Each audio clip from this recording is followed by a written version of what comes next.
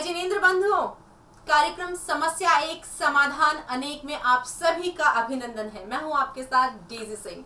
बंधुओं, पिछले कुछ समय से हम दिशाओं के बारे में आपको जानकारी दे रहे हैं और बता रहे हैं कौन सी दिशा आपके लिए सही साबित होती है और कौन सी दिशा अगर खराब होती है तो आपकी दशा भी खराब हो सकती है।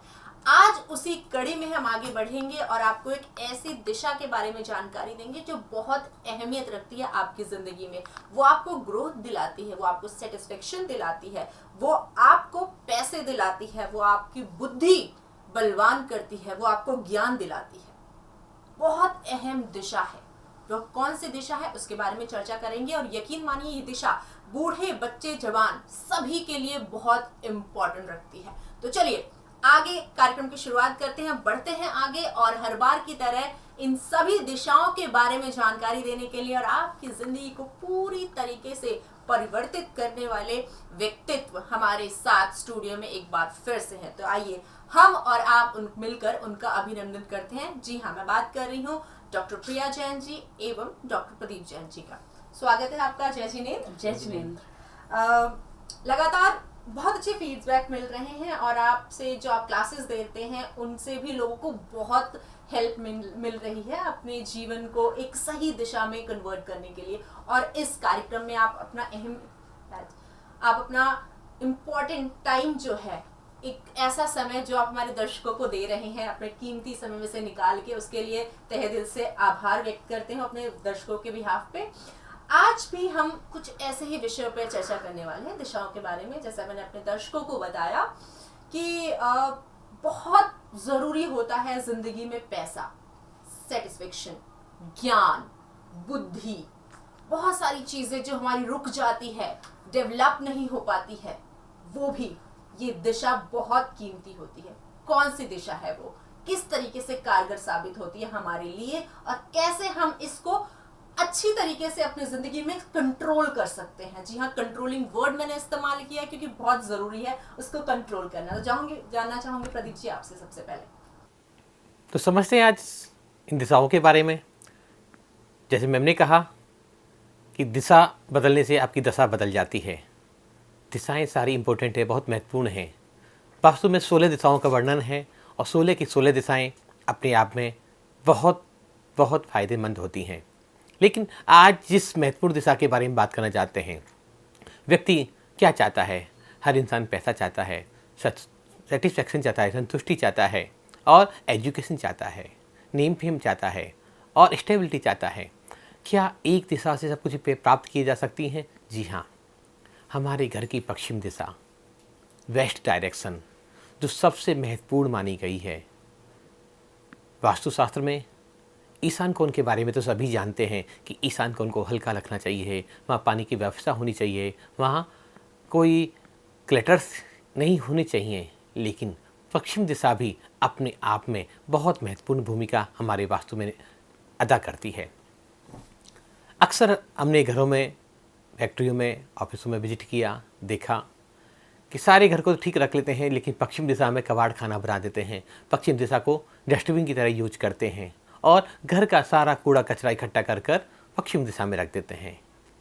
कहते हैं, लोगों का तर्क ये होता है कि पश्चिम दिशा शनि की जोन है, सैटर्न की जोन है, तो यहाँ कुछ भी रखा जा सकता है।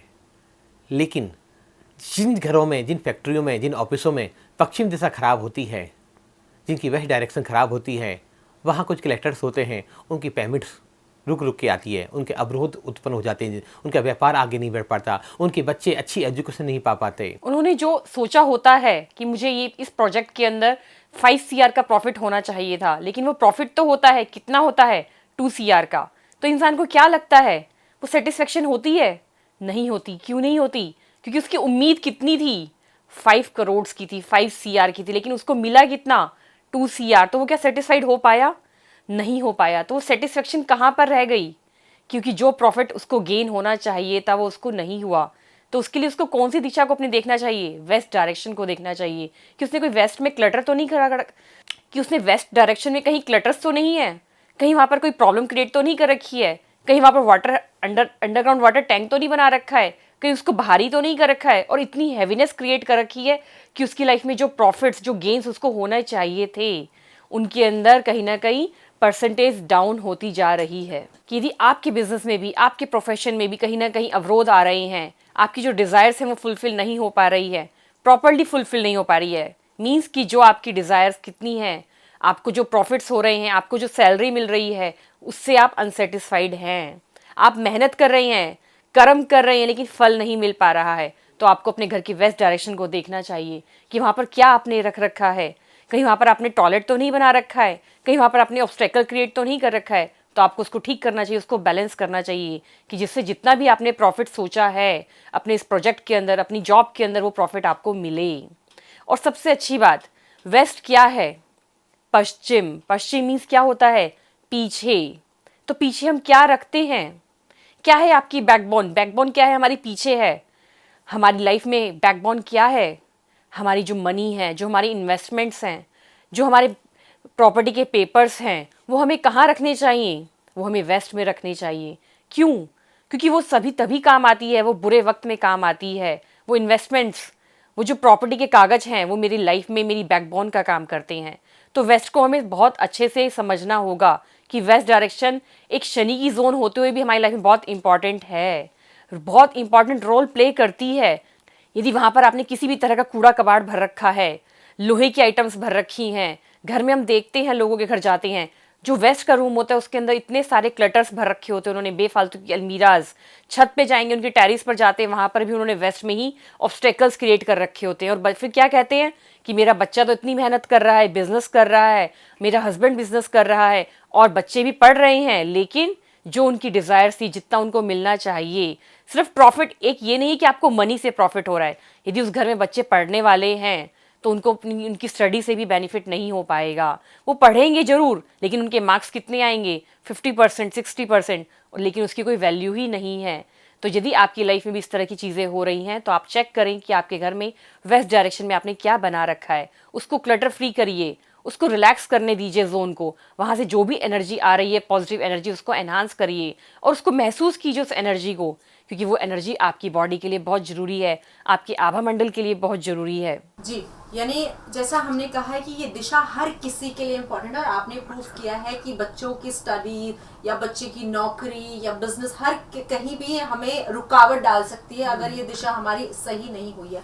जैसा मैम ने बताया सर कि ये शनि की दिशा मानी जाती है, तो ज्योतिष के अनुसार हम इसे कैसे देखेंगे? शनि ग्रह को जो माना जाता है, न्याय का देवता माना जाता है ज्योतिष शास्त्र में। और दूसरी बात, सैटर्न ग्रह, शनि ग्रह ही ऐसे ग्रह हैं जो खजांची माने जाते हैं, जो सारे पैसे को संभाल के रखते हैं। खजांची किसको कहते हैं? कैशियर किसको कहते हैं जनरल भाषा में? जहाँ पैसे का लेन देन हो, जो पैसे को संभाल के रखे, जो पैसे को इकट्ठा करके रखे।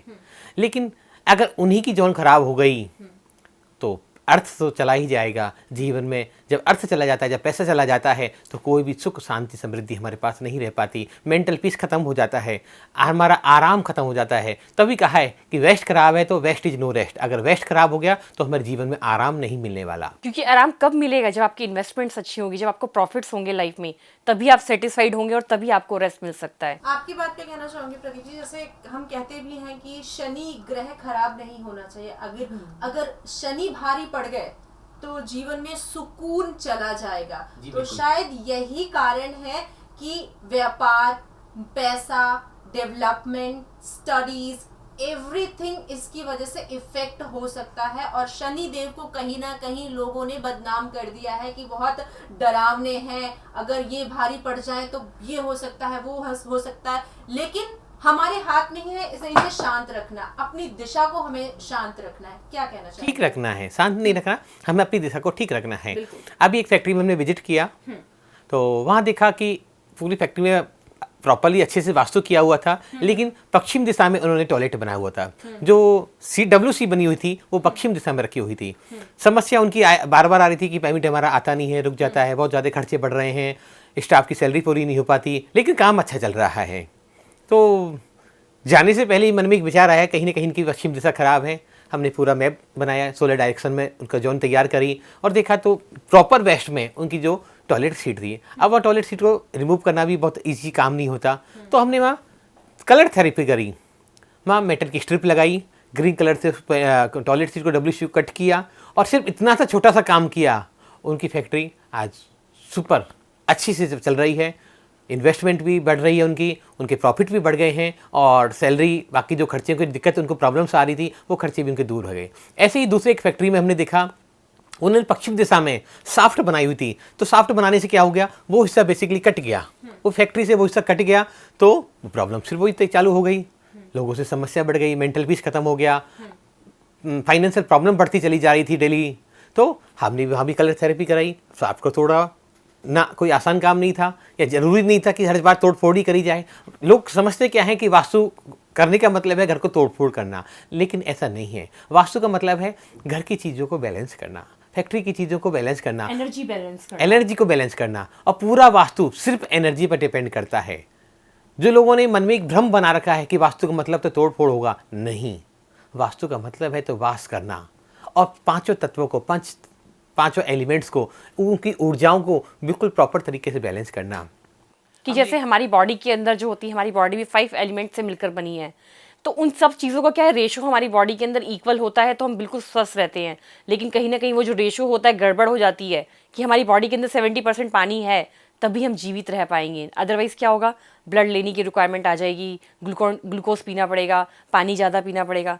कहीं ना कहीं उसी तरह हमारे घर का जो वास्तु है वो भी पांचों एलिमेंट्स को लेकर ही बना है। यदि वहाँ पर किसी भी एलिमेंट की कम या ज़्यादा हो जाता है, अब मान लीजिए किसी के घर में हम बात करते हैं कि आग, फायर जो एलिमेंट है ज़्यादा हो गया, तो वहाँ पर क्या होती है, आग लग जाती है। तो पश्चिम हमारी क्या होती है, बैकबोन होती है। तो यदि किसी की भी बैकबोन में प्रॉब्लम चल रही है, आजकल सबसे ज़्यादा हम देखते हैं घर में जाते हैं लोगों की बैकबोन में बहुत प्रॉब्लम चल रही है। घर में जितनी लेडीज़ हैं, कोई काम नहीं कर रही हैं लेकिन उनकी बैकबोन में प्रॉब्लम है, तो उन सभी लोगों को अपनी पश्चिम दिशा को चेक करना चाहिए कि वहाँ पर किस तरह के ऑब्स्टेकल्स उन्होंने खुद ही क्रिएट कर रखे हैं। तो यहाँ पर जैसे आपने बताया कि किसी की फैक्ट्री में इशू था, और आपने जैसे बताया कि हम तोड़ फोड़ के बिना भी कर सकते हैं, हम ये सब पॉजिटिविटी का खेल है और अपनी दिशाओं को थोड़ा सा केयरफुली जानने का गेम है सारा। तो जानना चाहूंगी, हम तोड़फोड़ की बात नहीं कर रहे हैं, हम प्रॉब्लम्स की यहाँ बात कर रहे हैं। अगर हम प्रॉब्लम्स हैं हमारे पास, तो बिना तोड़फोड़ के कैसे हम इसे रेक्टिफाई कर सकते हैं आपके माध्यम से, और भक्तांबर के माध्यम से ये किस तरीके से हेल्पफुल हो सकता है? कौन सा श्लोक, कौन सा काव्य हमें बोलना चाहिए, जानना चाहूंगी आप दोनों से। यदि हम बात करें भक्तांबर स्त्रोत की, तो भक्तांबर स्त्रोत का 8वां नंबर काव्य जो है, यदि किसी के घर में भी वेस्ट डायरेक्शन में प्रॉब्लम्स चल रही हैं, वेस्ट डायरेक्शन से मतलब क्या है मेरा, कि यदि उनकी लाइफ में भी प्रॉफिट्स नहीं हो रहे हैं, उनकी लाइफ में भी इस तरह के गेन नहीं हो रहे हैं, तो उनको भक्तांबर स्त्रोत का 8वां नंबर जो काव्य है, 27 बार श्लोक, 108 बार रिद्धि, 108 बार मंत्र का जाप करना चाहिए। ब्रह्म मुहूर्त की बेला में मन वचन काय की शुद्धि पूर्वक 27 बार श्लोक, 108 बार रिद्धि मंत्र और 108 बार मंत्र का जाप करें। और पॉसिबल हो तो घर में जितने सदस्य हैं वो सभी लोग नमक का त्याग करें। जब वो नमक का त्याग करेंगे तो उससे क्या होगा, उन सभी का पुण्य प्रबल होगा।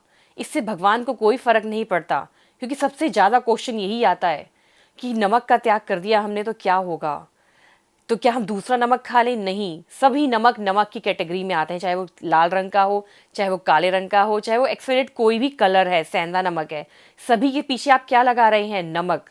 तो कोई भी नमक आपको नहीं लेना है।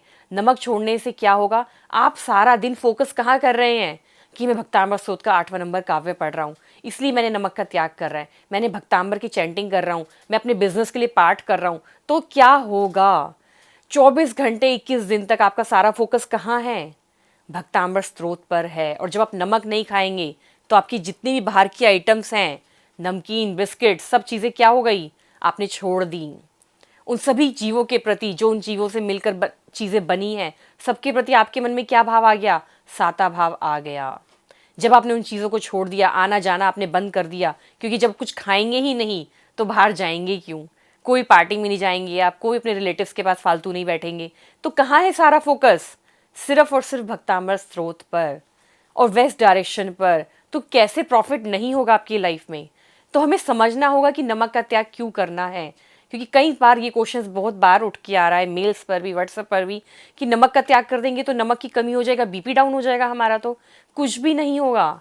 आपके पानी के अंदर जो होता है वो नमक होता है, जो फ्रूट्स आप खाते हैं उसमें नमक होता है, जो नमक हम ऊपर से डाल रहे हैं वो तो सिर्फ हमारा टंग का टेस्ट है।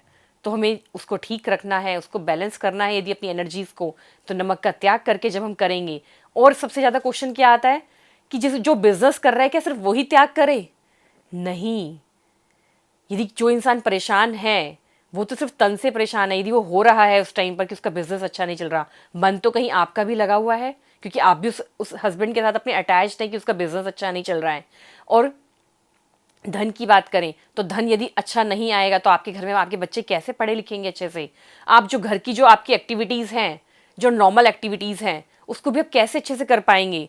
तो सभी चीज़ें ज़रूरी हैं। घर में जितने लोग हैं सभी को बोलिए कि भक्तामृत स्तोत्र का 8वें नंबर काव्य का पाठ करें, चाहे वो छोटा है चाहे वो बड़ा है, इसमें कोई दिक्कत नहीं है, कोई साइड इफ़ेक्ट नहीं है।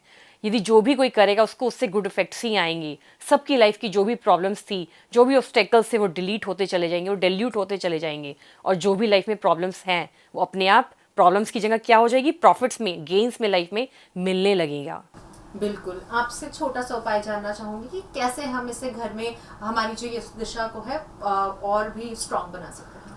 पश्चिम दिशा को ठीक करने के बहुत सारे उपाय हैं।